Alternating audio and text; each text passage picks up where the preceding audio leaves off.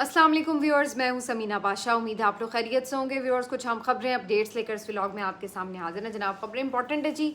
आज था पाकिस्तान और इंडिया का मैच, फाइनल मैच था एशिया कप का, और इस मैच में एक दफ़ा फिर से पाकिस्तान को शिकस्त हुई। इंडियन टीम जो है वो एशिया की T20 चैम्पियन बन गई। लेकिन इसमें बहुत कुछ हुआ जिसके ऊपर बात करना बड़ा ज़रूरी है। किस तरह से इंडियन जो गवर्नमेंट है उसने खेल में भी सियासत को इन किया, और फिर जो पाकिस्तान की टीम की परफॉर्मेंस है उसके ऊपर भी बातें होंगी, ज़ाहिर है। इसके साथ साथ जी ये भी आपको बताएंगे कि जो एक तस्वीर बड़ी वायरल हुई है अमेरिका से, उस तस्वीर में क्या मैसेज है, और फिर आज़ाद कश्मीर की सूरत हाल पर भी जुड़ी कुछ अहम खबरें आपके साथ शेयर करेंगे। आपसे रिक्वेस्ट है कि चैनल को सब्सक्राइब कर लें अगर अभी तक सब्सक्राइब नहीं किया। तो सबसे पहले बात कर लेते हैं ज़रा जो सूरत हाल बनी है मैच की, क्योंकि ये आज का हार्ड टॉपिक है और काफ़ी जो पाकिस्तानी कौम है वो दिल बर्दाश्ता है, क्योंकि इंडिया के साथ मुसलसल तीसरा मैच हार गए एक ही टूर्नामेंट में। और हर दफ़ा बैठते थे बेचारे इस उम्मीद के साथ कि शायद आज का मैच इंडिया से जीत जाएंगे, लेकिन तीनों मैचेस में बदकिस्मती से शिकस्त हुई। और मुझसे अगर आप पूछें तो ऑनेस्टली सिर्फ परफॉर्मेंस की अगर बात करूं मैं, तो मैं समझती हूँ कि इंडियन टीम डिज़र्व करती थी कि वो चैम्पियन बने। उसकी वजह यह है कि एक मयार होता है टीम का, एक कंसिस्टेंसी होती है, एक परफॉर्मेंस होती है, तो वो उनके अंदर नज़र आती है। वो थ्रू आउट आप देख लें अच्छी क्रिकेट खेल रहे हैं और वो डिज़र्व करते हैं कि वो मैच जीते हैं। हाँ, ये ज़रूर है कि ज़ाहिर है आउट ऑफ पेट्रियाटिज़म हम लोग चाहते हैं कि पाकिस्तान की टीम जीते, लेकिन अगर प्रोफेशनल मयार देखा जाए तो ज़ाहिर सी बात है जो अच्छा खेलता है वही डिज़र्व करता है कि वो ट्रॉफ़ी भी उठाए। अब जो पाकिस्तान का मैच था, इससे ऑनेस्टली मैंने तो पिछले 2-3 सालों से कुछ मैच देखना वैसे ही छोड़ दिया हुआ है। इतना एक तो वक्त भी नहीं मिलता था और अब इंटरेस्ट भी नहीं रहा था, और फिर जो पिछले कुछ अरसे से पाकिस्तान टीम की परफॉर्मेंस है उसके बाद तो वैसे ही मैं सोचती हूँ कि और बड़ी टेंशन हैं, तो एक ये फालतू की टेंशन क्यों साथ लूँ कि पूरा दिन भी ज़ाया करे बंदा और पता चले कि बाद में मैच भी हार जाना है। तो इसलिए मैंने तो देखना ही छोड़ दिया था। लेकिन चूँकि ट्विटर वगैरह पे हम होते हैं, देख रहे होते हैं सिचुएशन क्या चल रही है, तो कुछ पता चलता रहा। और फिर आखिर में जो मेरा बेटा है इब्राहिम, वो चूँकि मैच देख रहा था तो वो बड़ा एक्साइटेड था। उसने फिर मुझे खींच के साथ आखिरी 2-4 जो ओवर्स थे उसमें बिठा लिया और उसने कहा कि मामा आप दुआ करें कि पाकिस्तान मैच जीत जाए। तो फिर उसकी वजह से कुछ आखिरी 2-4 ओवर्स जो थे वो मैंने देख भी लिए। लेकिन एक्सपेक्टेड था कि पाकिस्तान ये मैच हार जाएगा, क्योंकि जो परफॉर्मेंस है पाकिस्तान की टीम की, पल में तोला पल में माशा, इस तरह की परफॉर्मेंस के साथ तो बहरहाल आप नहीं मैच जीता करते। ये अगरचे ये बात दुरुस्त है कि आज के मैच में पाकिस्तान की टीम ने फिर भी एक लड़ाई तो लड़ी है, लेकिन मैं समझती हूँ कि गलतियाँ बेशुमार और बेतहाशा थी। एक तो जो पाकिस्तान की टीम के बैटर्स थे उन्होंने जो बिल्कुल एकदम रेत की दीवार साबित हो के पतझड़ के पत्तों की तरह जिस तरह विकटें गिरी आखिरी 8-10, तो वो बहुत तकलीफदेह सूरत हाल थी। ये भी वैसे पाकिस्तान की टीम का ही खासा है कि मतलब है कि 113 रन पर आपका एक बंदा आउट हो और उसके बाद 145 पे आप सारे आउट हो जाएं, तो इस तरह की परफॉर्मेंस दुनिया में शायद ही कोई और टीम दे पाती हो।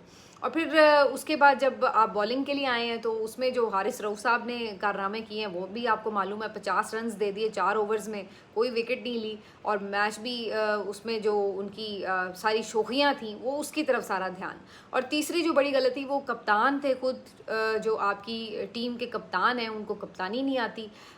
इस कदर बेतुकी किस्म की कप्तानी जो मैंने थोड़ी बहुत देखी कि भाई एक बॉलर की पिटाई हो रही है और आप उसी को अपना लास्ट फाइनल ओवर दे रहे हैं जो कि मैच विनर हो सकता है। मुझे वो मैच याद आ रहा था जब ऑस्ट्रेलिया के खिलाफ इमरान खान आखिरी ओवर करने के लिए आए, तो 6 गेंदों पर सिर्फ 4 रन चाहिए थे। 6 गेंदों पर 4 रन चाहिए थे और इमरान खान ने वो 4 रन नहीं होने दिए थे और पाकिस्तान वो मैच जीत गया था। तो एक वो भी ग्लोरी थी। और आज 6 गेंदों पर 10 रन चाहिए थे आखिरी ओवर में, लेकिन बड़ी आसानी से बन भी गए। और ये अब कप्तान की भी गलती है कि उसको ये सेंस ही नहीं है कि उसने कौन से बॉलर को कब यूज़ करना है। जिस बॉलर की पिटाई हो रही है आप उसको बार बार पूरे 4 ओवर्स करा रहे हैं। जो बॉलर कंपैरेटिवली बेहतर परफॉर्म कर सकता है, भाई पता चल रहा है स्पिनर अच्छा बॉल कर रहे हैं तो आप स्पिनर्स को दे देते हैं बॉलिंग।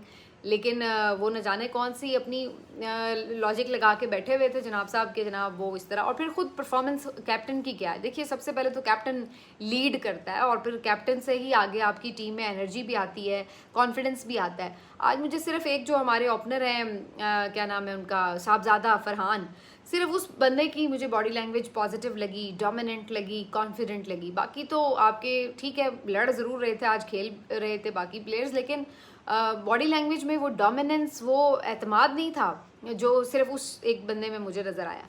बाकी जो शौखियाँ हैं वो जितनी मर्जी आप मरवा लें। वो अब ये हारिस रऊफ साहब जी ये इशारे कर रहे हैं कि जहाज़ गिरने के, ये वो, एक तो वो गंदी हरकतें इतनी करते हैं इंडियंस जो हर वक्त क्रिकेट में सियासत को ले आते हैं, और दूसरा अब ये भी पीछे नहीं है, हमारे वाले भी उसी तरह शौकियों पे चल पड़े। भैया आप परफॉर्म करके जवाब देना। 50-50 रन आप खा रहे हैं, इतने उनके किसी बैटर ने रन नहीं बनाए जितने आप रन अकेले उनके वो दे रहे हैं, और उसके बाद जो है आप इशारे ऐसे छिछोरे कर रहे हैं कि जैसे आपने बड़ी कोई परफॉर्मेंस दे दी है। तो टीम की हार की वजह आप बन गए हैं। वरना एक दफ़ा तो बीच में मैच बना लिया था बॉलर्स ने, अच्छी बॉलिंग करके मैच फंस गया था, लेकिन जिस अंदाज से फिर हारिस रऊफ साहब ने की। अब प्रॉब्लम क्या है? प्रॉब्लम ये है कि जनाब बात सिर्फ टीम की परफॉर्मेंस की नहीं है, फिर आपको ऑपरेशन करना है तो फिर पीछे से आपको देखना पड़ेगा। पहली एक तो वैसे चीज़ है, ये हारिस रऊफ साहब जो है ये ख्वाजा आसिफ साहब की कोई सुना है कि बड़ी गहरी पर्ची हैं और इनकी बड़ी दोस्ती है, बड़ी इनकी तस्वीरें भी उनके साथ। और पिछले मैच में भी जब ये वो 6-0 के इशारे कर रहे थे तो इसके ऊपर बहुत से लोगों ने उन्हें टोका कि भैया आप परफॉर्म करने गए, आप परफॉर्म करें, आप ये क्या बीच में इशारेबाजियाँ कर रहे हैं। तो ख्वाजा आसिफ साहब उन्हें उल्टा इनकरेज कर रहे थे कि जी वेरी गुड, सही तू टकरे हैं इन्होंने। तो वो जुगतबाजी जो आपको नज़र आती है उनकी ट्विटर के ऊपर, वो उस तरह की जारी रखे हुए। दूसरी बात ये कि जो ख्वाजा आसिफ साहब हैं उनके वैसे ही बुरे दिन चल रहे हैं, हर जगह उस शख्स की बेइज्जती हो रही है। ये शमा जुनेजो वाले मामले पर आप देख लें, जी मैं नहीं जानता, और उसके बाद फिर जो हालात हुए हैं उनके, उसके बाद फिर जो मेहदी हसन साहब से उन्होंने दुर्गत बनवाई है वो आप देख लें, उससे पहले जो 2-3 इनके स्टेटमेंट्स थे बड़े रिस्पॉन्सिबल किस्म के, वो आप देख लें। और अब ये जो हारिस रऊफ की गालियाँ थी वो भी इन्होंने वैसे उनके साथ शेयर कर ली हैं आपस में, क्योंकि हर कोई ये कह रहा था कि ये इनके दोस्त हैं, इनकी पर्ची हैं, और ये इस तरह के बॉलर्स को खिला के मैच में और ये टीम की हार की वजह बन रहे। तो यहाँ पे दोनों ने माशाल्लाह शेयर किया। तो मेरा ख्याल है ख्वाजा आसिफ जिस तरह अपनी आखिरी इनिंग खेल रहे हैं सियासत की, तो इसी तरह से शायद हारिस रऊफ का भी इन्होंने करियर इसी तरह तबाह किया, इनकी भी शायद की कहीं आखिरी इनिंग्स ही ना हो। पता नहीं इन्हें दोबारा मैच का मौका मिले या नहीं, जिस तरह की इनकी परफॉर्मेंस है। लेकिन पहले मरहले में आपको ये कैप्टन तो चेंज करने चाहिए। आपके जो वर्ल्ड क्लास बैट्समैन हैं वो आपने बाहर बिठाए हुए हैं, जी बाबर आजम, मोहम्मद रिजवान, और आप उस पर कहते हैं कि जी वो स्लो खेलते हैं, वो वनडे के प्लेयर्स हैं। तो भाई जिनको आप उनकी जगह लेके आए हैं उन्होंने कौन से को रन्स के अंबार लगा दिए हैं? 20 ओवर्स आपकी टीम पूरी नहीं खेल सक रही, तो उससे बेहतर तो ये कि जो आप वर्ल्ड क्लास बैटर हैं आपके, उनको टीम में शामिल करें। वो स्लो ही सही, कम से कम ओवर पूरे खेलेंगे कुछ ना कुछ, और आज 8 रन होते तो आप मैच जीत पाते। तो ये यहाँ पे हाल है कि जो मेरिट है उसको इस तरह तार तार किया जाता है हर शोबे में। अब वो जो अच्छा बैटर है उसको बाहर बिठाया हुआ है और पर्चियाँ सारी भरी हुई हैं आपने, तो आप उसके बाद फिर क्या परफॉर्म करेंगे और क्या आप एक्सपेक्ट करते हैं ऐसी टीम से। लेकिन अब मसला ये है कि किसी को पर्ची क्या कहें, जो चेयरमैन है वो खुद एक सबसे बड़ी पर्ची है और वो सबको पता है कि वो किसकी पर्ची हैं।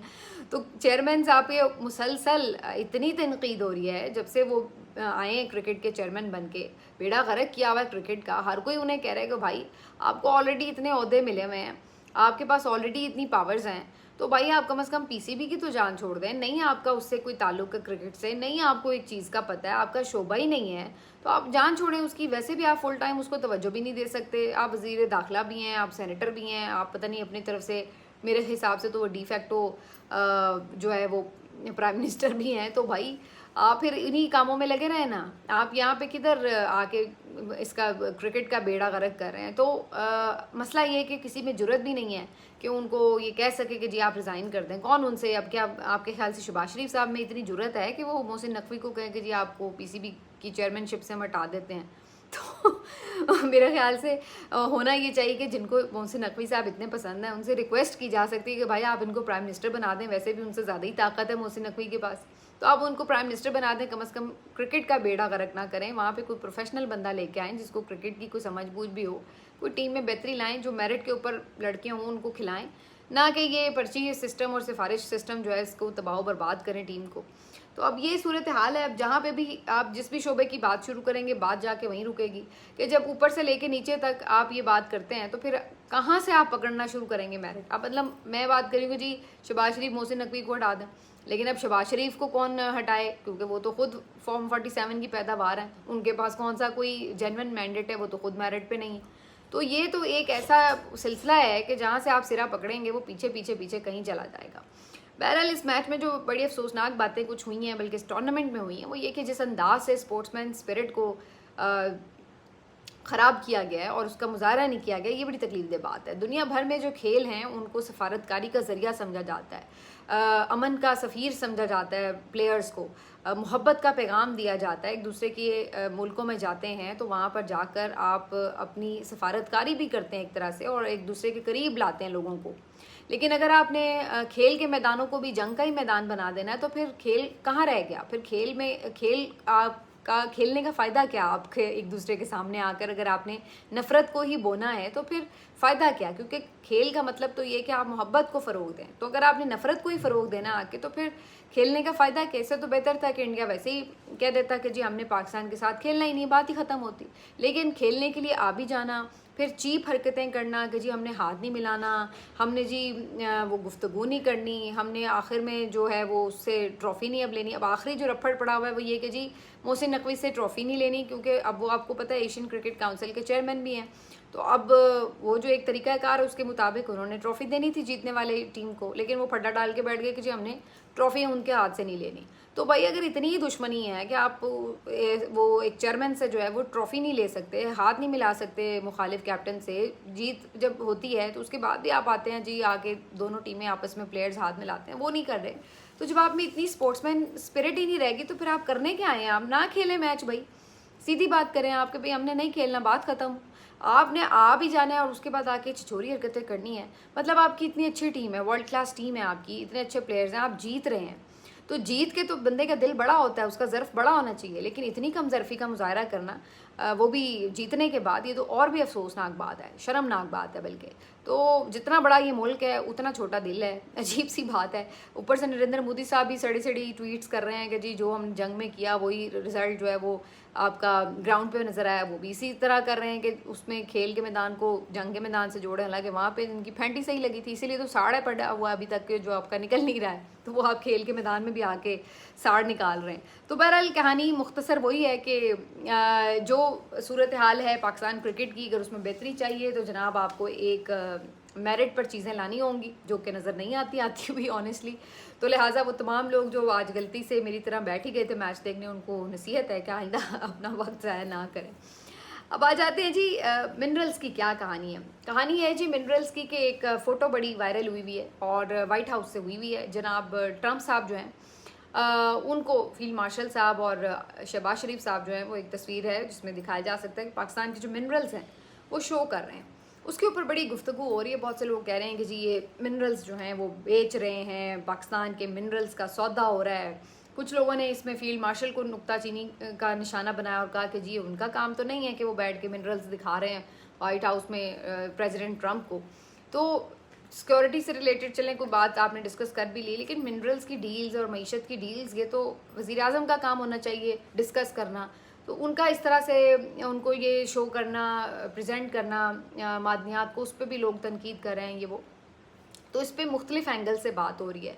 बहुत लोग इस पर जज्बाती भी हैं और वो कह रहे हैं कि जी ये क्यों मिनरल्स की डील हो रही है, ये होनी नहीं चाहिए और ये हमारे मिनरल्स हैं और इनको बेचा जा रहा है और ये वो। तो उसके ऊपर भी बात हो रही है। अब मैं अगर आपको इस पर अपना ऑनेस्ट ओपिनियन दूँ ना, तो देखिए सीधी बात ये है कि जो आपके मिनरल्स हैं, जो आपके जितने भी कुदरती वसाइल हैं जो अल्लाह ताला ने आपको वदीयत किए हैं, ये तमाम मुल्कों में जो होते हैं वो बेच के ही उसको सेल करते हैं और उसके बाद वो उसके साथ बहुत कमाते हैं। अब जैसे अरब ममालिक हैं वो तेल बेच रहे हैं, तो अब वो क्या कहेंगे जी हमारा तेल है, हमने नहीं किसी को बेचना। तो ज़ाहिर है वो बेच रहे हैं और उससे वो कमा रहे हैं और वो अमीर मुल्क हैं। तो ये जो आपके मिनरल्स हैं या जो भी आपके कुदरती ज़खायर हैं वो आपको अल्लाह ताला ने अगर दिए हुए हैं तो उसका मकसद यही है कि आप उसको अपने भी इस्तेमाल में लाते हैं, दुनिया को भी आप फ़रोख्त करते हैं। जैसे आप कोई भी चीज़ एक्सपोर्ट करते हैं, आपकी चावल बहुत अच्छे हो रहे हैं आप बाहर भेजते हैं, आपके आम बहुत अच्छे हो रहे हैं और ज़रूरत से ज़ायद हैं आप बाहर भेजते हैं, आपकी चीनी ज़रूरत से ज़ायद हो आप बाहर भेजते हैं। तो इस तरह ही अगर आपके मिनरल्स हैं तो आप उसको बाहर भेज सकते हैं। लेकिन ये तो स्ट्रैटेजी और यहाँ तक तो फ़िलासफ़ी समझ में आती है कि जी आप उसको भेज रहे हैं। प्रॉब्लम क्या आ रही है, क्यों इस चीज़ को इतना ज़्यादा इमोशनली जो है वो एक सेंसिटाइज़ कर दिया गया और हो भी गई है, उसकी वजह क्या है? उसकी वजह ये है बुनियादी तौर पर कि इस तरह के जो बड़े बड़े फ़ैसले हैं, जो आपकी मुल्क की किस्मत से जुड़े हुए फ़ैसले होते हैं, चाहे वो किसी भी जंग में हमायत या इनकार की बात हो, चाहे वो आपके बड़े बड़े माशी डील्स की बात हो, सिक्योरिटी मुआहदों की बात हो, किसी भी हवाले से बात हो। असल बात ये है कि जब ये तमाम फ़ैसले एक ऐसी हुकूमत करे जिसको अवाम ने मुंतखब किया हो, जिसके ऊपर अवाम को एतमाद हो कि ये हमारा मुखलिस लीडर है, ये हमारी मुखलिस गवर्नमेंट है, इसको हमने खुद चुना है, ये हमारे सामने जवाब दे है, कल को फिर इन्होंने आना है हमारे सामने वोट लेने के लिए, ये हमारे मफाद के ख़िलाफ़ कोई सौदा कोई फ़ैसला नहीं करेंगे। तो आपको ये एतमाद होता है कि अगर कोई डील हो रही है, कुछ बात बन रही है, किसी बिज़नेस डील की बात हो रही है, तो उसमें यकीनन सिर्फ ये नहीं है कि उठा के हमने मिनरल्स उनको मुफ्त में दे देने हैं, उसमें यकीनन हमें भी कोई फ़ायदा मिलेगा और उस फ़ायदे को आप फिर आगे अवाम तक पहुंचाएंगे। ये नहीं कि वो फ़ायदा सिर्फ हुकूमत को मिल रहा और हुकूमत अपना ख़जाना भर ले या अपनी कमीशंस भर ले, बल्कि वो ये सोचते हैं अवाम के जी उसका फ़ायदा अल्टीमेटली वहाँ के अवाम को भी हो रहा हो। अब होना तो ये चाहिए कि जो वहाँ की सूबाई हुकूमत है उसके साथ आपने डिस्कशन की हो, उसने कोई कानून साजी की है, उसने कोई आपको अवाम को ये बात समझाई हो कि हाँ भाई ये जो मिनरल्स हैं इससे इतने पैसे, इतना रोज़गार जो है यहाँ पे जब अमेरिकी कंपनियाँ आएंगी उससे इतना रोज़गार मिलेगा, उसका पहला फ़ायदा जो है वहाँ के आम लोग जो हैं उनको होगा, उसके बाद वफाक को होगा, उसके बाद अमेरिका को होगा। तो उनकी समझ में भी बात आए कि जी ये हमारी तरक्की और खुशहाली का दरवाज़ा खुल रहा है कि जी हमारे इलाकों में यहाँ पे नई अब एक जहद की तरफ तरक्की होगी और नए हम इंफ्रास्ट्रक्चर्स देखेंगे, हमारी भी बेहतरी होगी। लेकिन जहाँ पे उन्हें ये लग रहा हो कि भाई हम अगर मिनरल्स देने के लिए तैयार नहीं हैं, यहाँ पे फ़ौजी ऑपरेशंस हो रहे हैं और यहाँ पर जो आपकी एक फेडरल गवर्नमेंट जो है वो आपकी नुमाइंदा हुकूमत ही नहीं है, बल्कि वो तो मुंतखब हुकूमत ही नहीं है और वो बड़े बड़े फैसले कर रही हो, तो वहाँ पर सबको ये डाउट्स होने लगते हैं कि पता नहीं अब ये जो मुआहदे कर रहे हैं उसमें क्या पाकिस्तान का मफाद है या नहीं है, कहीं ऐसा तो नहीं कि ये अपने फ़ायदे के चक्कर में हमारे मिनरल्स भी बेच डालें और जो कीमती मिनरल्स हैं और उसका फ़ायदा हमें भी ना हो। तो उनके जहन में फिर ये खदशात आते हैं। अब ये है कि ये ऊपर से जितने भी मुआहदे होते हैं ये जिस अंदाज से हो रहे हैं, अभी तक आप देखिए ना जितने भी मुआहदे हो रहे हैं, कोई पार्लियामेंट में डिस्कशन हो रही है, कोई आपने देखा है कि इत्तेहादियों को ही इत्तेमाद में लिया गया हो, कोई अपोजिशन को इत्तेमाद में लिया गया हो जिससे ये लगे कि हाँ भाई इसके ऊपर जो है वो तमाम नुमाइंदे मुत्तफिक हैं और इसमें ये है और आवाम को भी उसकी जो डिटेल्स हैं वो बताई जाएँ, तो उनको भी इत्तेमाद हो कि हाँ भाई ये सब कुछ ठीक हो रहा है। अब आप बंद कमरों में फ़ैसले कर लें और किसी को कानो कान खबर ही ना हो कि भाई आप क्या दे रहे हैं, बदले में हमें क्या मिल रहा है, क्या डील हुई है, तो फिर अवाम के जहन में खदशात उसी तरह से जन्म लेना शुरू हो जाते हैं जैसे कि इस वक्त एक तासुर बन रहा है। तो प्रॉब्लम यहाँ पर है। अब जो रेकोडिक का मंसूबा था उसमें भी देखिए क्या प्रॉब्लम थी कि जब उसमें भी नज़र यही आ रहा था कि जो आपका सारा उसका फ़ायदा हो रहा था वो आपकी दूसरी जो कंपनी थी निकालने वाली सारी वही लेके जा रही थी फ़ायदा, और जो आपका वहाँ का मकामी बंदा था वो तो उसको तो कोई फ़ायदा नहीं हो रहा था। उसको फिर स्ट्राइक डाउन किया सुप्रीम कोर्ट ने, तो उसका जुर्माना इतना पड़ गया कि उसमें ही अच्छा खासा नुकसान हो जाना था। वो बाद में फिर मेरे ख्याल इमरान खान साहब की गवर्नमेंट ने उन्होंने इसको बातचीत करके उस जुर्माने को किसी तरह ख़त्म कराया था या शायद कोई लीगल भी बैटल लड़ी गई थी। बहरहाल जो भी कहने का मकसद ये कि इसलिए फिर इस तरह के बड़े बड़े अरबों डॉलर्स के जो मुआहदे होते हैं उनके ऊपर बड़े स्टेक्स होते हैं और इसलिए लोगों की उसके ऊपर जाहिर है जहाँ पे बहुत अच्छी तवक्कुआत होती है वहाँ पे उससे ज़्यादा खदशात भी होते हैं, क्योंकि हमारी एक हिस्ट्री भी है ना। हम देखते हैं कि जो बड़े बड़े फ़ैसले कभी भी इस तरह के दौर में लिए जाएँ जहाँ पे प्योर एक सिविलियन गवर्नमेंट ना हो, तो वो फिर उस तरह जवाबदेह भी नहीं होती, ना वो किसी को बताते हैं ना पूछते हैं, और वो फिर जो फैसले करते हैं उनके रिजल्ट्स हमें कई सालों बाद नज़र आ रहे होते हैं कि जी उस वक्त जो फैसले किए थे उसका हमें ये खमियाजा भुगतना पड़ रहा है। अब आप जनरल ज़िया से शुरू हो जाएँ ऑनवर्ड्स और फिर देखते जाएँ, मुझे बहुत ज़्यादा हिस्ट्री में जाने की ज़रूरत नहीं है कि आपने जो उस वक्त वॉर्स में जाने के फ़ैसले किए उसके नतीजे में फिर क्या क्या पाकिस्तान में कुछ हुआ है। तो मेरा कहने का मतलब ये है कि idea is not that bad, लेकिन जो आपकी नुमाइंदा हुकूमत ही ना हो उसके ऊपर लोग ट्रस्ट करने के लिए तैयार नहीं होते। प्रॉब्लम यहाँ पर है। तो ये इस वक्त जी सारी कहानी है इसके हवाले से। बाकी आज़ाद कश्मीर में भी सूरत हाल बहुत कशीदा है। यहाँ पर जो लोग हैं आज इन्होंने बिल्कुल लॉकडाउन की स्ट्राइक की एक कॉल दे रखी है, और जो इनकी अवामी एक्शन कमेटी है वो आपको पता है बग़ैर किसी सियासी नज़रिए की वाबस्तगी से ये जनाब सीधे तरीके से डायरेक्टली अवाम के साथ कनेक्टेड हैं और बड़ी यूनिटी के साथ जो है वो ये प्रोटेस्ट भी करते हैं और अपना पूरा हक के ऊपर जो है वो लड़ते हैं। तो इसके ऊपर अब गवर्नमेंट का जो अप्रोच है वो बड़ा अजीब सा है। वो इसको शायद लग रहा है इन्हें कि ताकत के इस्तेमाल से हम रोक लेंगे। आज उनकी तरफ से एक बहुत बड़ी मशल बरदार रैली निकाली गई है। वहाँ पे बड़ी तादाद में लोग इकट्ठे हैं एक चौक में, और वो कल शाम की उनकी डेट है। उन्होंने इसके ऊपर जो है उसको पूरा पूरा लॉकडाउन करना है, और जब वो कहते हैं कि करना है तो फिर वो करते हैं। अब वहाँ भी सूरत हाल ये है कि उन्होंने इंटरनेट बिल्कुल बंद कर दिया है, फेसबुक टोटली ऑलमोस्ट बंद है, और वहाँ पे जो दीगर ज़राए अबलाग हैं उसमें भी तातुल आ रहा है। अब वहाँ पे कोई वीडियोस भी बन रही हैं तो वो दूर आके फिर आके अपलोड करते हैं। और ये वैसे उनके बहुत से बुनियादी जो मुतालबात हैं उसमें भी एक मुतालबा था कि जो इंटरनेट सर्विसेज हैं वो बेहतर फराहम नहीं की जाती। तो वहाँ पे जो कश्मीरी नौजवान हैं जिनका बहुत सा रोज़गार जो है वो इस ऑनलाइन बिज़नेस से जुड़ा हुआ है, उनको ये लगता है कि उनका नुकसान होता है। और भी उनके कई मुतालबात हैं अपने रीजनल इश्यूज़ के हवाले से, जिसके ऊपर वो डट के खड़े होते हैं। तो वो कश्मीरी कौम है, वो तो उनकी घुट्टी में है कि वो मज़ामत करना जानते हैं और वो हथियार नहीं फेंकते, बहादुर हैं और लड़ते हैं, और फिर कई साल लड़ते हैं। तो वो ये चीज़ नहीं है कि आप उनको डरा लेंगे तो वो डर जाएंगे। अल्टीमेटली आपको उनसे बात करनी पड़ेगी। लेकिन अगर इस दौरान आपने कोई ज़्यादा ज़ोर ज़बरदस्ती की, ताकत का बेजा इस्तेमाल किया, तो वहाँ पे सूरत हाल काफ़ी तेज़ी से बिगड़ जाती है, क्योंकि वो एक सेंसिटिव एरिया है। तो इस चीज़ को मेरा ख्याल अंडरस्टैंड करना पड़ेगा कि वहाँ के हालात को बिल्कुल भी लाइट ना लिया जाए। बाकी देखते हैं इसके ऊपर जो भी अपडेट्स होंगे अगले व्लॉग में आपके साथ शेयर करेंगे। अपना ख्याल रखिए। अल्लाह हाफ़िज़।